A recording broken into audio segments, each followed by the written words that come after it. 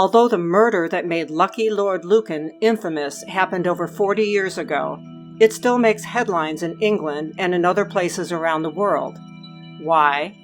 Because a case of mistaken identity in 1974 led to the murder of an innocent young woman, and the killer got away. Or did he? Richard John Bingham, or John as he was called, was the firstborn son of his father, the 7th Earl of Lucan, in December of 1934. Part of the perks of being born into nobility meant that John's future was pretty much set. As a young man, he attended Eton College, the alma mater of many a royal prince. While he was there, he rubbed shoulders with the English upper crust, and also developed an unfortunate love of gambling. After a brief stint in the British Army, of course nothing too dangerous, he accepted a job at a London-based merchant bank. John then joined a group of rich British gamblers at the upscale Claremont Club. He was known for his fondness of backgammon and bridge. He was a skilled player, although he usually lost more than he won. John decided to leave his bank job to become a professional gambler. No record of what his father, the Earl, thought of that, but we can guess. This is about the time some of his fellow gamblers gave him the nickname Lucky. The future Lord Lucan was known for his opulent lifestyle and expensive tastes. He liked to race powerboats, and he drove an exotic Aston Martin sports car. John was tall and handsome and always seeking masculine adventures. He cut quite a dashing figure and was reportedly once asked to audition for the role of James Bond, an offer which he declined. In 1963, he married Veronica Duncan, a part-time model and office worker. Then, in 1964, his father died, and Richard John Bingham became the 7th Earl of Lucan. This meant that John, as the new Lord Lucan, inherited his father's titles, properties, and money. It would seem that he would have been set for life. What could go wrong? As it turned out, a lot. Lord Lucan and his wife had 3 children, and in 1967 moved to a home in Belgravia, an upscale district in central London. Following the births of her 2nd and 3rd children, Veronica suffered from depression. In 1971, John took her to a psychiatric hospital for treatment, but she refused to be admitted. Instead, a doctor made home visits and prescribed antidepressants. This was the first major bump in the road for Lord and Lady Lucan. In July of 1972, the family went on a vacation to Monte Carlo, but Veronica didn't stay long. She returned to England with their youngest child and left Lucan with the 2 older children. What Veronica didn't know is that her husband had accumulated huge gambling debts, and that was weighing heavily on him. Between the gambling debt and Veronica's mental state, Lucan could no longer bear the pressure. He moved out of the family home just after Christmas in 1972. Lord and Lady Lucan battled for custody of the 3 children, which Veronica ultimately won. The judge determined, probably correctly, that Lucan's erratic behavior and overall questionable character wasn't a great fit for the children. However, Lord Lucan was granted visitation every other weekend. Losing the custody battle seemed to push Lucan over the edge. By late 1974, his financial situation was dire. Lucan started to drink heavily, and his behavior became even more unstable. On the night of November 7, 1974, Lucan entered the home where his wife and children lived and crept to the lower level where the kitchen was located.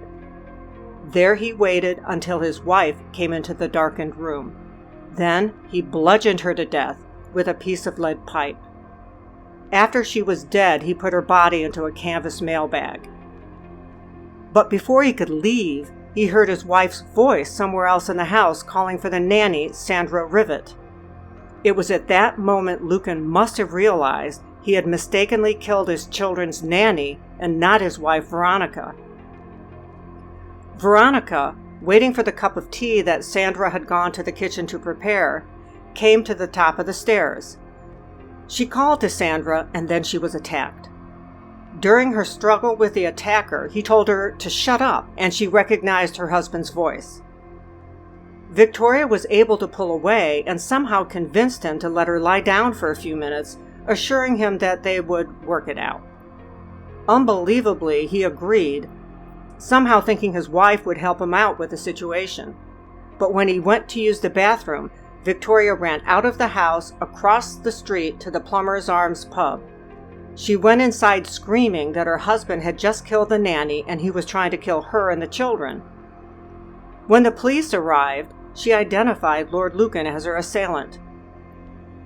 In the meantime, Lucan had already driven to a friend's house some distance away. He spoke with his friend's wife, Susan Maxwell Scott, who later told the court that the Earl looked disheveled and his hair was a little ruffled. That must have been quite an understatement. Lucan told her that he was passing the house and saw Veronica being attacked by a man. He told Maxwell Scott that the attacker ran off and that Veronica was hysterical and accused him of hiring a hitman to kill her. Before he left, Lucan wrote 2 letters and gave them to Maxwell Scott to mail. Then, at about 1:15 a.m., Lord Lucan drove away, never to be seen again. Sometime later, his car was found abandoned in New Haven, a port town in East Sussex. The inside of the car had blood stains, and the trunk held a piece of lead pipe similar to the one police had found near Susan Rivet's body. The police issued an arrest warrant, but Lucan had disappeared. The next day, Lucan's brother-in-law, Bill Shand Kidd, retrieved the 2 blood-stained letters Lord Lucan had written the night of the murder. In the first letter, Lucan professed his innocence, but said that the circumstantial evidence and his wife were against him. He asked his brother-in-law to watch after his children and let them know the truth when they were old enough to understand. The second letter related to an upcoming financial sale at Christie's, which Lucan said would pay off most of his debts. Lucan had signed that letter with his now ironic nickname, Lucky. Despite a police investigation and widespread press coverage, Lord Lucan could not be found. Lucan was eventually declared dead in 1999, but a death certificate wasn't issued until 2016. At that time, his son George inherited his titles and became the 8th Earl of Lucan. That sounds like it should be the end of the story, but it's not. So what really happened to Lord Lucan that night after he drove away into the early morning hours? The detective in charge of the case originally thought that Lucan had, quote, done the honorable thing, meaning that he killed himself.